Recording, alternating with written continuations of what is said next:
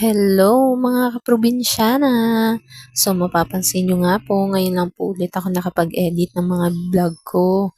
Sa kadahilanan pong ilang araw din po akong talagang sinama ng pakiramdam. Kung natatandaan nyo po at napanood nyo po yung huling video ko about sa pag-exercise, yun nga po ang pinagsimulan. Bukod nga po sa sinabi kong meron akong sipon, nasabayan ko pa po ng pag-exercise. Wrong timing talaga. So makikita nyo nga dyan, kakatapos ko lang maligo at naglinis ako ng tenga at syempre gumamit ng toner.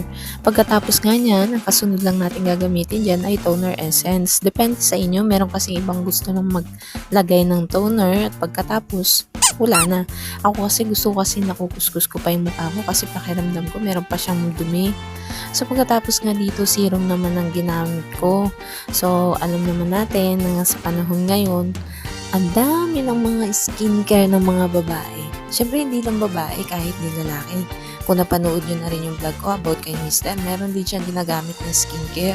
So, sunod ko nga ditong ginamit is cream.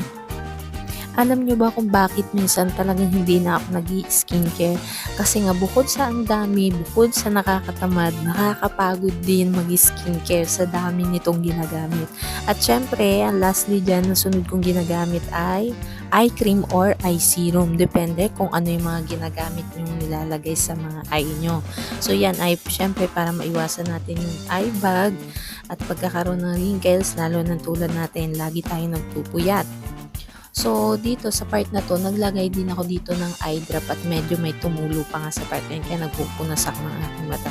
Then, dito, pinakita ko rin sa inyo yung routine ko sa aking underarm. So, kung mapapansin nyo dito, may kinukuskus ako. Yes, meron din po akong toner na ginagamit sa underarm. Toner yan! So, lahat ng yung mga ginagamit kong product ay nakitaan ko na po na effective. So, ilang buwan ko na rin pong nagagamit yung iba dyan. Kaya nga sabi ko sa inyo, kaya ko siya matagal na nagagamit kasi minsan hindi po ako nakakagamit niyan. So, yan nga, kasunod na nilagay ko dyan ay kung mapapansin nyo yung una pa nito, naglagay ako ng cream. Yun po ay whitening cream na sa underarm din. Tapos lastly is Dio na whitening din siya but pang sensitive skin. So, since po kasi nung pagkapanganak ko dun sa anak ko, is lahat halos ng part ng mga singit-singit ng katawan ko is nangitim. So, alam naman po natin, minsan sa mga ibang buntis, may ganun pong senaryo. So, ang hirap po maghanap ng mga product na effective. Alam niyo po ba, bago ako nakahanap, nakailang try ako ng mga sikat na product para lang makita ko yung effectiveness.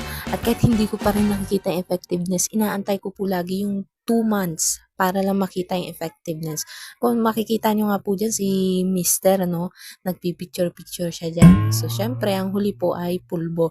Ay, kung alam nyo lang po, yung ginagamit ko na po yan, ay nabibili lang din po yan sa TikTok o sa Shopee. Meron po yan. Yan po yung container ng powder. Kung ayaw nyo magdala ng mga mismong pulbo, yan po ay binili ko. Meron yung salamin, meron na din siyang pampunas sa mukha, then syempre yung meron kang pagsasalina ng pulbo.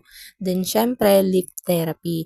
Nasabi ko nga po ba sa kabilang video o basta, hindi ko na po tanda eh.